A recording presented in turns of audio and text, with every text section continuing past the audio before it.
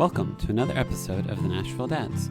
This episode, we have on our friend Jimmy to discuss a 41-day road trip he went on with his family. We hope you enjoy. We'll start off with an introduction on how we know Jimmy. Yeah, because this is the interview episode of talking to Jimmy about his life. Me and Jimmy kind of work together. He is one of my number one clients. Aww. That's very flattering. Thank you for the record. He works in an apartment complex that I am the account manager for, and we've just become, I think, really good friends. We talk about this, that, and the other, personal lives, business, everything like that. And I sat him down, took him out to lunch, actually, and he kind of told me his story. And I was like, wow, we need to have you on. Justin is definitely one of those vendors that I look forward to. He pops in, he's like, yeah, everything good? I'm like, oh man, things are great, but you're even better here now. Let's talk about things. And you are responsive, you get things done, I don't need to worry about anything. And so it's He's a good salesman. Yeah, right? That's what you want. I just need to have you around all the time. No, I mean, just bring the important people by, and I'll tell them all you want. But you are reliable. You're great at what you do, and I know that my supervisors wish they had you covering their territory. Well, I appreciate that, man. Yeah. That means a lot. Yeah, I mean, you're good at what you do, and I'm glad that we have this great relationship and this partnership, and it's all good things. If you were a bad vendor, I doubt he'd be willing to come on your podcast, unless this entire podcast is him just saying how bad you are at your job. That's he waited until We're going to end this early. Actually, Justin, your quality of product. You need to do better. All downhill. No, I appreciate that, Jimmy. Great. Thank you. Yeah. But let's just start off with just kind of telling a little bit about yourself. So my name is Jimmy. I've been living here in Nashville for about 15, 16 months. Recently moved here from the beautiful state of California, as some people would say. And so been here. My wife and my two beautiful daughters, we live just on the outskirts. We live in Mount Juliet. Yeah. And I'm happily been married for 15 years. My wife's amazing. She's my rock. She's great. So that's a little bit about me. I like a lot of things. I'm into sports, traveling. How old are your daughters? They're 11 and 8. Oh, okay. So a little bit older than yours. Yeah. But 11 and 8, two daughters. They're super fun. My daughter, my oldest, recently introduced her to. She's really into Fuller House right now. Sure. Okay. And so it's kind of funny seeing it, but it's not for me. I mean, it's like, okay, I watch Full House, but I'm just not into the Fuller House part of it, and that's fine. All good things. And so I was like, well, if they like Fuller House, they should watch Full House, but we haven't gotten to watching those yet. Yeah. And I was like, well, if they like this, one of my favorite shows growing up was Home Improvement. Sure. Oh, yes. And so that has been so now I watch it with her because I remember watching all these things, and I was like, well, girls, Tim Allen, do you know who Tim Allen is? They're like, oh, I'm like, that's Buzz. And they're like, oh, really? Yeah. And then they bring on, I think it was Jonathan Taylor Thomas. Yes. And I was like, do you know who that is? And obviously I'm not expecting them to. I was like, well, he's the voice of Simba. Yeah. And then my daughter's like, so who else has done Disney on this? And I'm like, I don't really know after that. That's the end of my list. But that's become this little niche, and this just started probably about a week ago. And so we're halfway through, I think, the first season. Cute. But it's great. So we get that time to bond and talk and hang out. Does it stand the test of time? Yeah, I definitely feel it stands the test of time, especially if you're a homeowner. There's a lot of things where, maybe you should hire the right help, and sometimes you just shouldn't touch it at all. Yeah. You reached out to us to be on the podcast, or you at least you said, hey, Justin, after you told him your story and stuff. So what is your story? Like what I know you had this crazy adventure in the email back and forth. You told me about it. You seem to have had a once in a lifetime. It seems like you had an opportunity in front of you to do something really special with your family. Yes. And you guys were able to capitalize on it. Yeah. Please tell us. So, I've been there's the quote out there, make lemonades with the lemons that you're given, kind of a thing. Mm-hmm. And so 2020 comes and I find myself unemployed.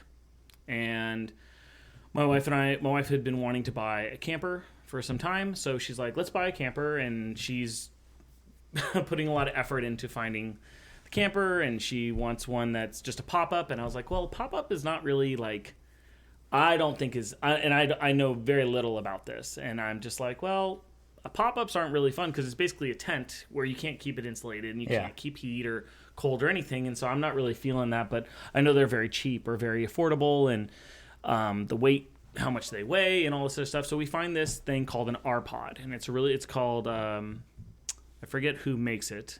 I think Riverstone but anyway, so there's an R-Pod, and it's not too far from our house, and we buy it.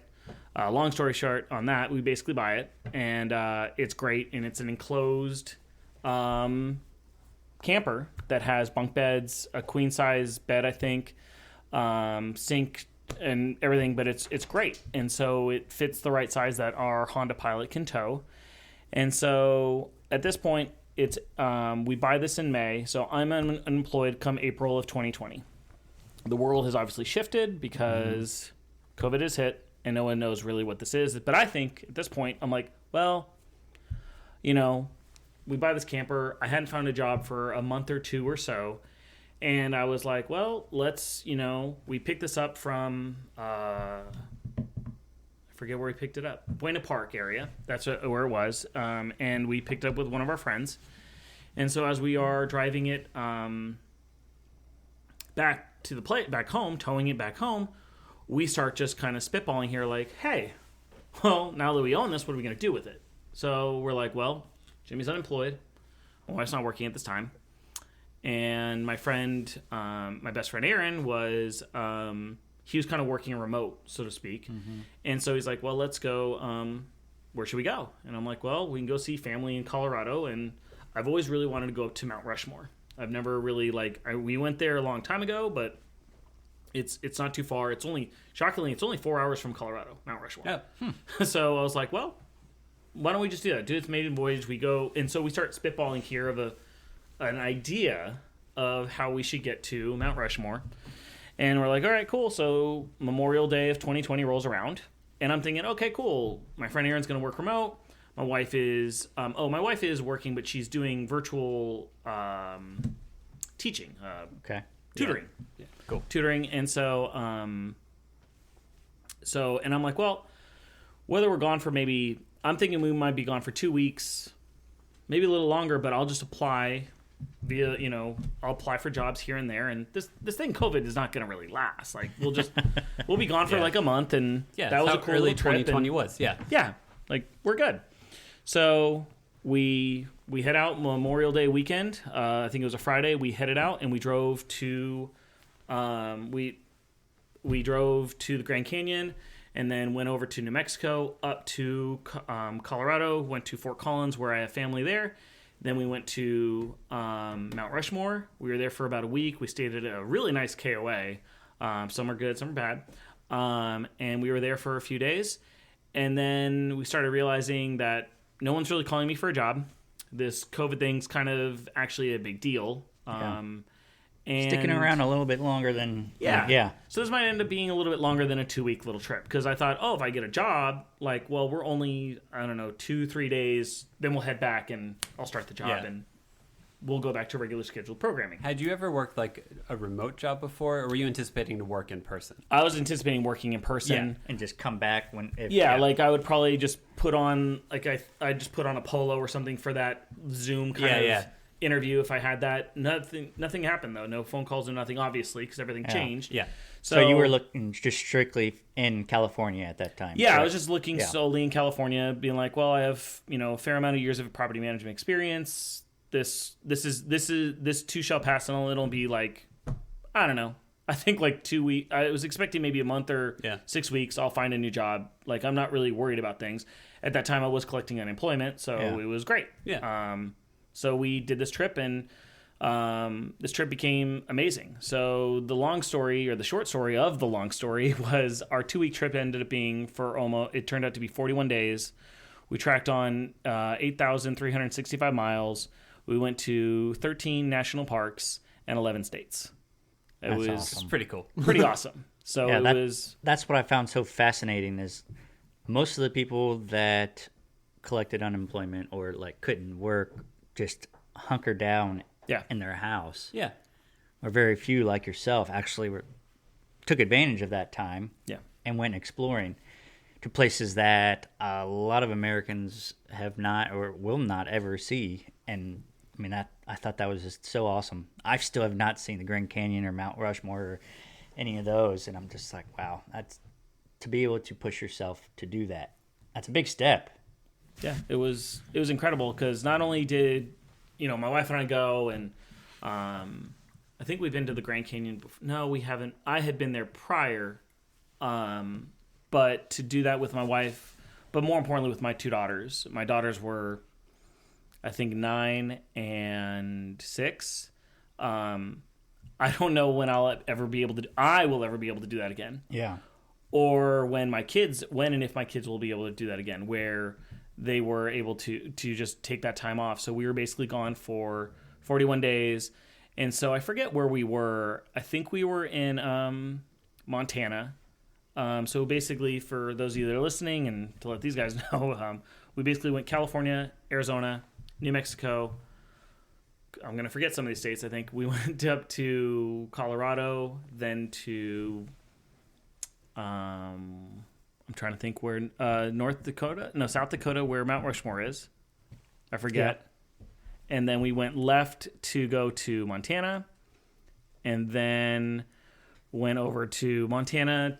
Then Idaho, Oregon, and then back over to Nevada, to Utah, and then went. There's 4 or 5 national parks in Utah. Yeah.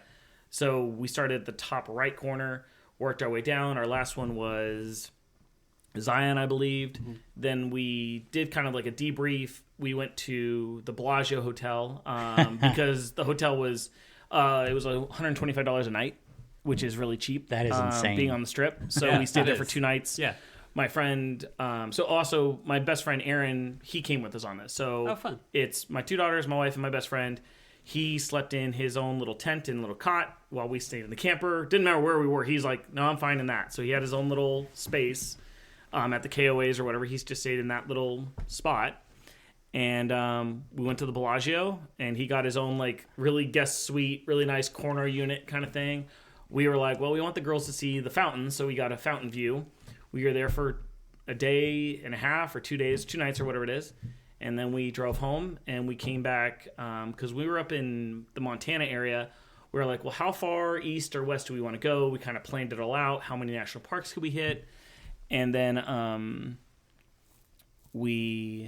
my daughter, my 6-year-old daughter at the time, Riley, who says, Dad, I really want to be home for my birthday. Aww.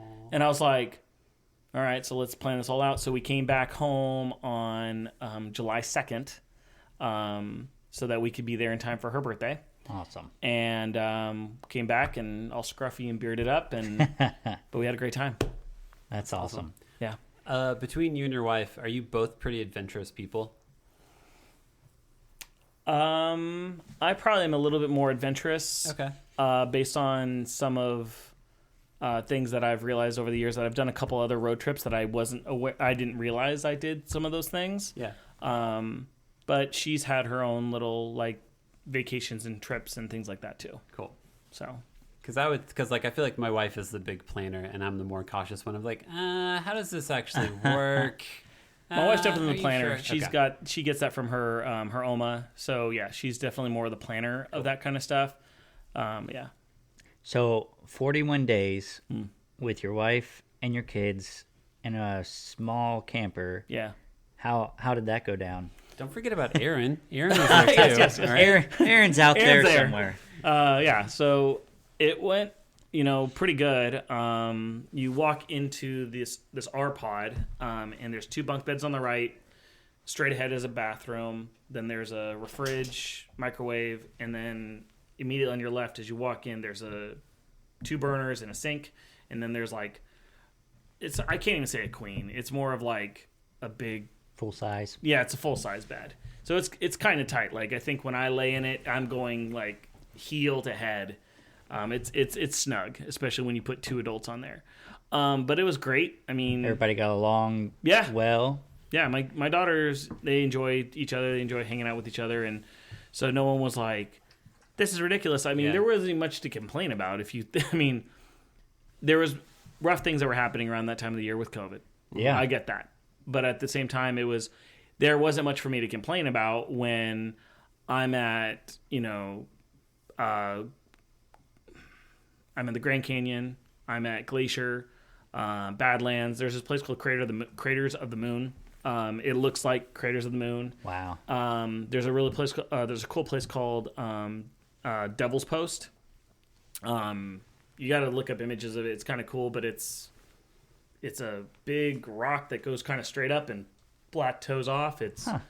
And you can walk around it. You can scale it. I guess there's a way. I guess you get permits or something to scale it. That is not my forte. I'm not that adventurous. No. Don't want to do rock climbing? No. I mean, I'll go on 1 or 2 loop roller coasters, but my wife's definitely more of like she'll go on the Magic Mountain rides and those other fun things. Yeah. It was just an incredible time to see the world and just start thinking about things, and that's kind of what led to a lot of different life-changing things, which partly led to us being here in Tennessee. Yeah. But it kind of just drowns out a lot of the noise when you can kind of escape the world a little bit, escape work and stuff. And so we're just in the middle of nowhere, and you start just thinking about, what I thought about a lot of times is like, how can I lower my cost of living, or my cost of living, so that I can do more fun things. It's almost like, how can I live in a van down by the river, and that would be the dream goal. And you start realizing how minimal you need certain things. You just need, your loved ones around, sometimes some Wi-Fi and even spotty Wi-Fi. One of the cool things we did one time was, I forget where we were, but my wife was tutoring, and so we pulled over to a Chili's. I forget where. She knows it pretty well. My best friend Aaron and my wife, they know. They can tell you where things are and stuff. I'm like, okay, so this is like 5 stops from the McDonald's. Like, I'm not very geographically sound and street names and stuff, but And so we went to a Chili's, and my wife got in the corner. She had her laptop and headphones earbuds on and all that. Yeah, earbuds or whatever it is. And she's doing her tutoring, and things are good. And I was a row over, I think 7 tables down, doing my own thing. And she basically told the waitress, like, look, I'm going to have this. All you got to do is just make sure my Diet Coke is filled up, and I'm good to go. And so my wife's just like, this is my order. This is what I need. That's it. And we were in the other thing. I forget where Aaron was. I think Aaron was sitting at the table. For some reason, I don't see him there, but I know he was there. And that's what we did for one of her tutoring sessions. So we just did the best way we could with it. And then my friend Aaron was, he had to do some work from home stuff, and he would just hop on the KOA's website or internet and do his work from there. That's awesome. So it was amazing. Which state surprised you the most? I feel like people, when they go to Utah, like, Utah is beautiful. Like, there's red rocks everywhere. Like, it is surprisingly gorgeous. I feel like most people are surprised by how pretty Utah is. Which state do you feel like you were in and you're like, oh, wow, this is much cooler than I thought it would be? I would probably say Montana. We stayed very much on the lower part of it. I don't know how. I know Montana's not the biggest state. I know it's probably one of the top 5s, but when you look on a map, it stands out to be a much larger place. But what we did was it's very rural out there, and we were on the very lower end of it. And even when we went to South Dakota, I think that South Dakota is where Mount Rushmore was, and so it was weird to think like, oh wait, there's another state above this. Yeah. That was a little bit like weird to think of it that way. Yeah. But I would say probably Montana, because there's these towns that are just very spread far apart. Yeah. There isn't, here in Nashville or other states it's not densely populated. Exactly, yeah, it's not densely populated. So what we did was we were there. We stayed at our. I have a close friend, not a close friend. My old chiropractor. She has a horse draft rescue called United in Light. And so she finds draft horses that are kind of at the last years or so of their life, and she gives them a sanctuary to just kind of That's cool. live out their life until they go on to over the Rainbow Bridge, as she put it. That's right. So we did that, but it was kind of cool. So we stayed there for a night or two in the camper, but we had an opportunity to go up to, I forget the park that was up there. I have my notes, but I'm trying to, it's either, I think it was Glacier. I think it's Glacier. That's what it was. So we went up to Glacier. And so what we did was we dropped the trailer there. She let us, she's got, I don't know, a couple acres or whatever. So we dropped it there. We went up there and we stayed at this nice golf resort. Oh. But there's no golf going on because it's COVID. Yeah. So we stayed at this nice little golf resort, and we went up there, and it's just beautiful. You see water flowing everywhere, waterfalls, and it was just amazing. But I would probably say Montana. Cool. That's the long answer. That is a state that I definitely want to go to. But Idaho is one that I was very surprised about being as beautiful it was. Where'd you go in Idaho? I never really stayed in one place. I just went from North Washington over to Idaho, down Idaho, over to South Washington, and then went back to Seattle. How long did you live in Seattle for? 4 or 5 months, 6 months, something like that. Cool. Okay. Yeah. With my sister, she lived there for, I think, 5 or 6 years, and then moved back to Cincinnati. But Idaho, that was a cool place. But Montana is one that I really want to go to. Yeah. If you like the outdoors, if you like being by yourself and just you and nature, I think Montana is a great place to go for that, as well as I'd almost say it's like warmer. It's closest to it's kind of like Alaska is very much out there. It's you're out in the middle of nature, just a lot colder or a lot warmer. Gotcha, I've never been to Alaska, but I've seen things. And I think I saw something recently about Phil Jackson, and he has a home in Montana. Oh yeah, that he goes away and just kind of get away and and gets zen himself. Yeah, for the season. That makes sense. That's awesome.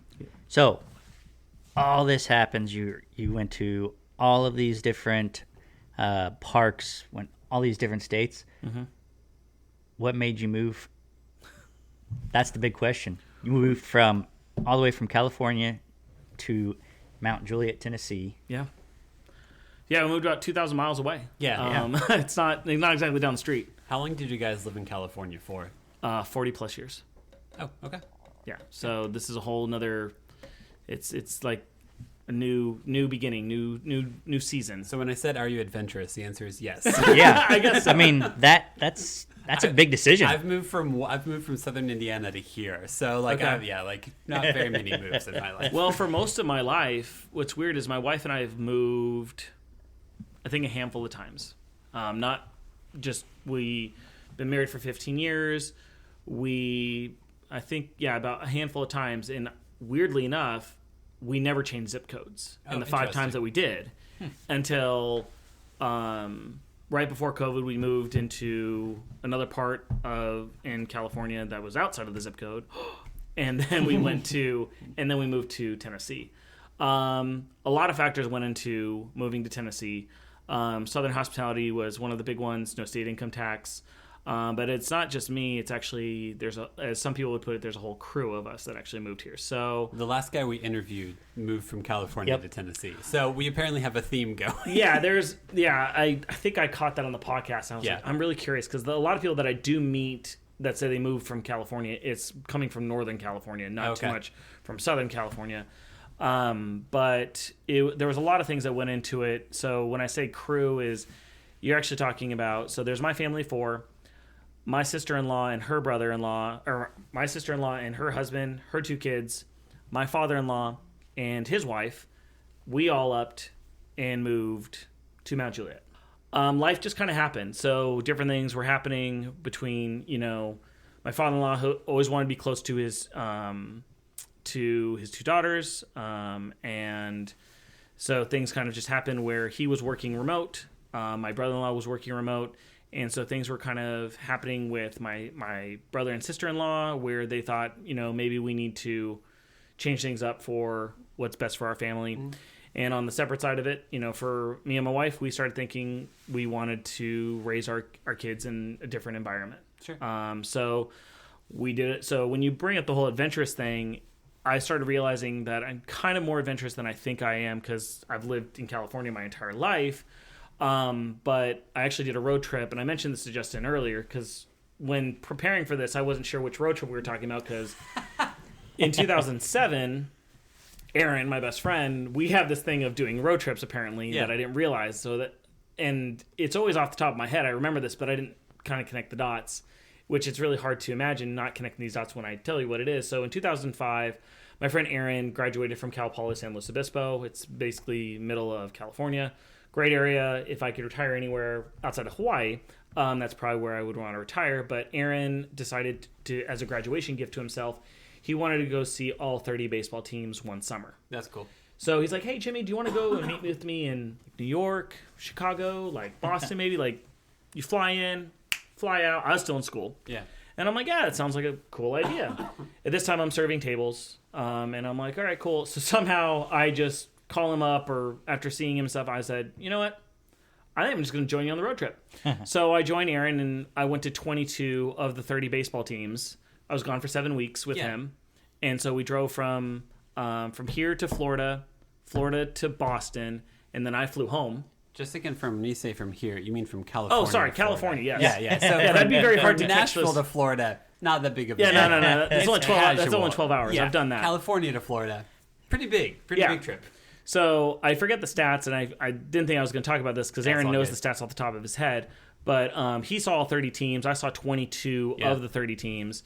And then I came a little late into the semester, but it was an incredible trip. That's pretty cool. And so to kind of end the trip, if you ever look at a Red Sox stadium and you see the O and the S where the team plays, from a mutual friend, they gave us 2 tickets that were between the O and the S. That's cool. And so we both got a ball from the Red Sox stadium. Oh, that's cool. That's awesome. So I did that road trip in 2005, 2020 did this one. And then recently, because of other events that had transpired, I was still unemployed, and we started thinking about maybe we wanted to leave California and stuff. Mm-hmm. I basically we planned a trip. So my brother and sister-in-law, with their kids, my kids, and my wife, and my father-in-law, we decided to say, hey, so let's go scout out where we're going to move to. Like, if we're seriously about leaving, let's go through this whole process. So we all flew into Texas. We went to Texas, so we stayed at a bunch of Airbnbs, basically all in the same, like, just rented a house. A lot more easy on cost of living, or cost of everything. Sleeping. Yeah, everything. So we had 2 cars, and so we flew to Texas. We were in the Fort Collins area of Texas. So we went there, drove through Oklahoma to Arkansas, Tennessee, North Carolina, South Carolina, Georgia, and Florida. So we were gone for, I think, 5 weeks. And we basically stayed at these places, sometimes just for a weekend, sometimes for up to a week. The funny part to me is that somehow we ended up in Tennessee. Nothing wrong with Tennessee, but the funniest part is the one place that we spent the least amount of time in was Tennessee. So we came here, we stay here at this place, and so we drove in Friday, we sight saw on Saturday, little bit on, and then we drove out on Sunday, and then, because my father-in-law and my brother-in-law, they worked remote, and so they had to be settled to work on those days. Sense. While they worked, me and the kids and the family and stuff like that, we sight saw, talked to people, explored. To get to know it. And the only experience we really had was we tried Prince's hot chicken. But we never knew what that was at the time. We're like, what is this food that's in tinfoil that's coming to our Airbnb? Like, okay, cool. It's really spicy food or hot food. Great. And then our rental car got booted. Oh, no. So I was like, what? Yeah. I was like, and it really was good. It was just a very weird experience that it was like, we're going to do all this stuff. We were in Florida. We saw Mickey Mouse. Yeah. And went to all these places. And I was like, we're settling on Tennessee. And that was the one place we spent the least amount of time in. Yeah. Where in Texas, we were there from like a whole week, like Saturday to Saturday. Yeah. So. Just want to point out, Justin, he did not go to Kentucky. He intentionally avoided Kentucky. He knew inherently. Well, he Kentucky. didn't go to Indiana either. Well, no one does. They all leave. Wait. That's funny. Yeah. Was there something about Nashville that, like, because I mean, this is the Nashville Dads podcast. You are now a Nashville dad. Well, yeah. So I mean, true. like, what was it about Nashville? Like, what made you guys be like, all right, let's this is going to be the place? I think Southern hospitality, people that were here, the values we share the same values that most of Nashville seems to share. Yeah. Good schools, and I think my wife and I just love that we live near or in a capital city. We've never lived in a capital city because we live in Southern California and we're 8 or 10 hours from Sacramento. So that we've never lived in a national city where there's always something happening here. And which not everyone, but most people know in Nashville, Nashville might not be the number one spot for tourists or bands or things to come through here, but we're definitely number 2. Yeah. And so, or we're nearby to other places to go catch a show or a game or something like that. We really are central to like Atlanta, Louisville. Yes. Yeah. Lexington, St. Louis. Yeah. Yeah. Like we're planning the next baseball season. We're planning on going to a Braves game. Yeah. And then I've already gone to a Falcons game because I'm a Niner fan. So saw the Niners in the Mercedes Stadium, beautiful stadium. Yeah. Really kind of cool over there. But it's just a great place. I've already done a fair amount of shows. I've been to the Ryman. Christmas time I'll be going to the Opry. Cool. Done the soccer stadium. Done the Sounds. Done plenty of Preds games. Handful of Preds games. So I just think it was just people. No state income tax is a great. It's nice. It's nice. I mean, it's nice. Our top 3 ended up being the top 3 were Texas, Tennessee, and Florida. Each had their own pros and cons to it. I just think that here. Texas, the negative on Texas was that they're the highest nation in property tax. Oh, okay. Was it Fort Worth? Fort Worth area. That's all you kind of for Texas or other cities as well? It's kind of that area. Flower Mount, that's I think right outside of Dallas. Okay. So that kind of that area. And what about Florida? What cities in Florida? Florida, I always forget the name of it, but it's like I think near Jacksonville and Tampa Bay area. That's kind of the area where my wife wanted to be. She wanted to be by the ocean. Oh, okay. We didn't really have a side if we wanted to be in the Gulf or on the Atlantic side, but she wanted to be close to the ocean. One of my daughters, both of them were like, but Mickey's down the street. And I'm like, yeah, I get that. I get this is a little closer to home. Yeah, like we're not in Anaheim. Orlando's a little bit more vast. I get that, but that's not part of that. No, we'll visit. We'll visit. Yeah. We're only 12 hours away. I understand that's a big difference from 2 to 4 hours away. But yeah. You mentioned earlier, on the road, how simple your life could be for you to enjoy it was one thing that really struck home with you. Do you feel like you've been able to keep that spirit alive as you go through your day-to-day life? Or is it something you feel like you have to remind yourself to get in tune with? I think there's a lot of nature trails. Nature is very abundant here in Tennessee. I think there's a slower pace of life.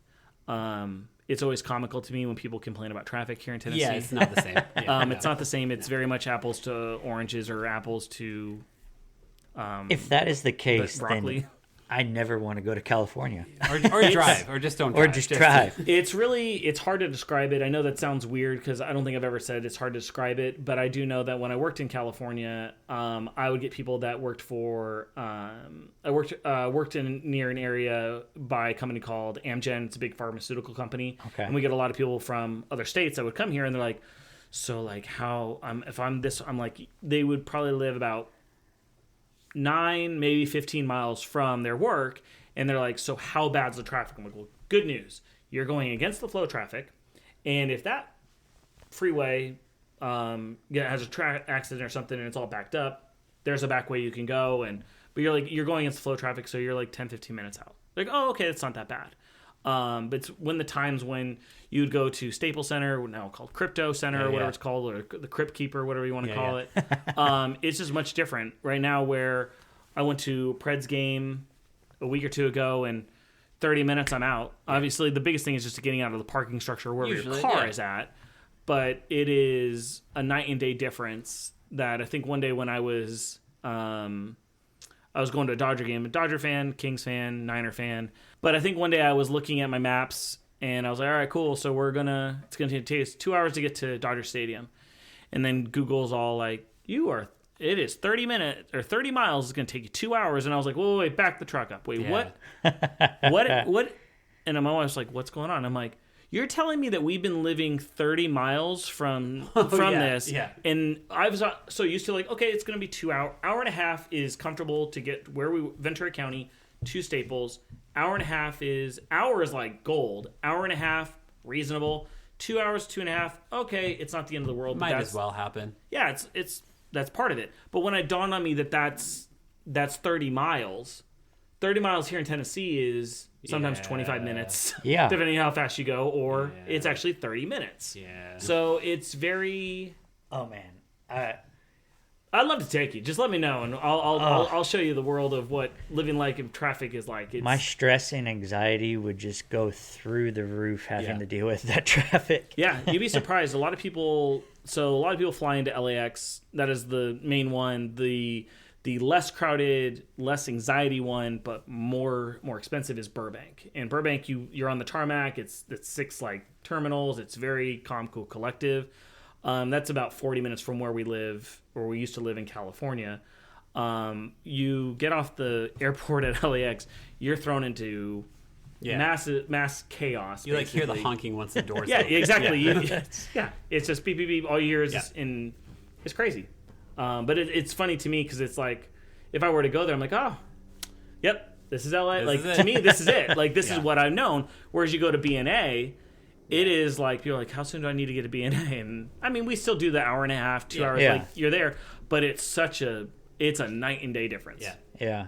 Oh, but yeah, anyone who wants to go to California, it'd be fun to take someone that's never been to it, where to me, I'm like, yeah, this is it. This is my backyard, So driving across the country with 2 kids in the back seat, you're pretty used to just like, we're in the car for a long time. Like, your kids were probably used to it. If my kids are in the car for longer than like 30 minutes, they're like, my stomach hurts. This takes too long. Why are we still in the car? Your girls were like, yeah, this is just a normal day. Yeah, no, I mean, I would say the girls' ages were definitely probably a big factor that I can't, it's hard to quantify that, because if I have a kid that's below the age of 5 or something like that. Nope.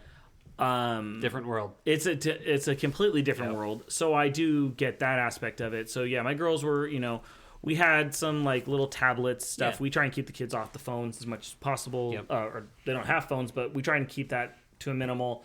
But they're into reading and drawing and other things like that to keep them entertained. And then one of the cool things that we did that I forgot to mention was at each national park, they have this junior ranger program kind of a thing. Yeah. It's really kind of cool. So if you don't know, when your kids get into 4th grade, they get a free annual pass for the park. So ironically, my daughter was in the 4th grade.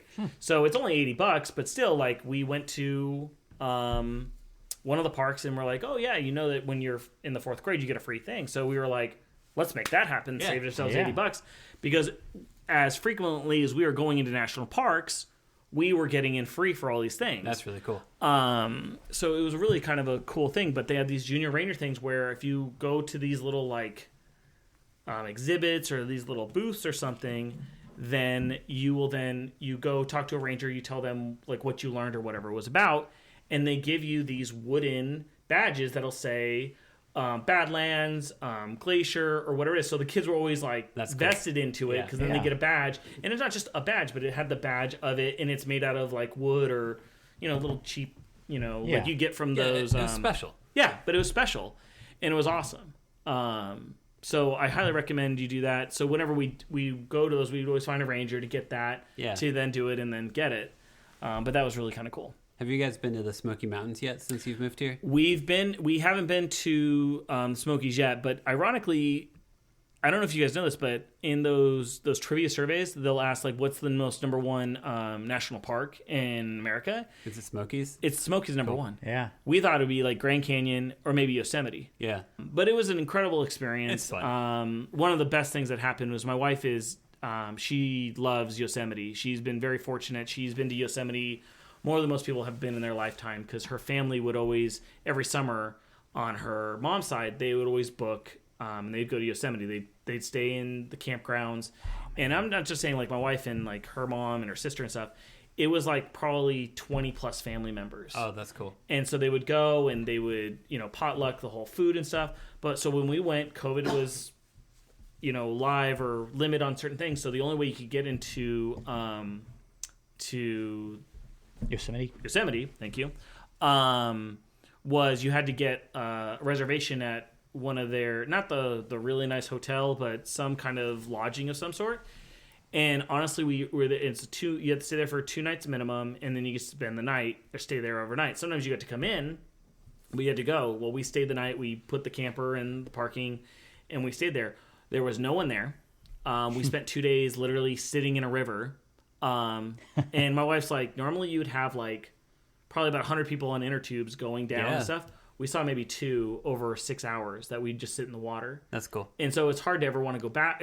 I would love to go back, but you go back experience. Now, it's touristy, it's busy. Yeah. But Yosemite's hit the amazing. Right time. It's one of the best. It's probably one of the best national parks to go to because one of the entrances to go through it. It's on my Instagram page. I was going to print some stuff and show it to you guys, but one of the tunnels you come through, you go through this long tunnel. And then as you come out of the tunnel, it gives you this panoramic shot of the valley floor. Cool. And in the distance, you can see Half Dome. It's probably like... That's cool. The most picturesque. Yeah, it's like if Disney did it. It's just so you come out, like you think you'd hear some music, then just like it breaks open and you see in the distance Half Dome. And it's amazing. We did the Grand Canyon like May of 2021. Okay. And I feel like looking at the Grand Canyon, we did the Southern Rim, so we like flew into Phoenix and drove up. I feel like looking at the Grand Canyon, it still doesn't feel real. Like you look out on it and you're like, this is a picture, right? Like this is a green screen. Yes. Like this isn't like this isn't a real thing in front of me, right? And then at night you look up at the stars and there's like no light pollution. And you're like, did I sneak into a planetarium? Yeah. Like what? Like this is insane. Like.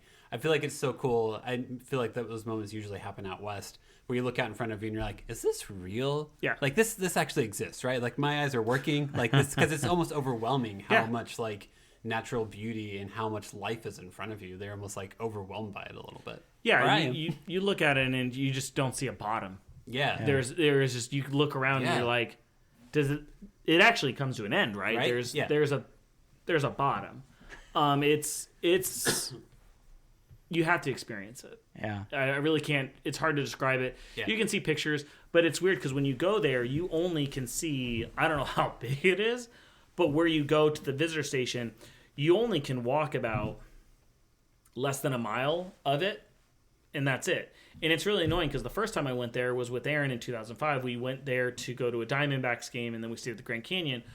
I went through 2.5 rolls of clicking the same thing, but it really is when you take one picture here and then you move 10 feet, you aren't going to notice the difference because the canyon's so vast. Yeah.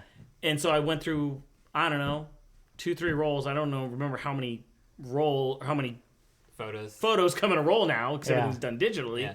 But I blew through so many rolls just taking pictures of the Grand Canyon. I'm like, so I can't, and we were stuck there for 5 days when we were only supposed to be there for a half or a day and a half.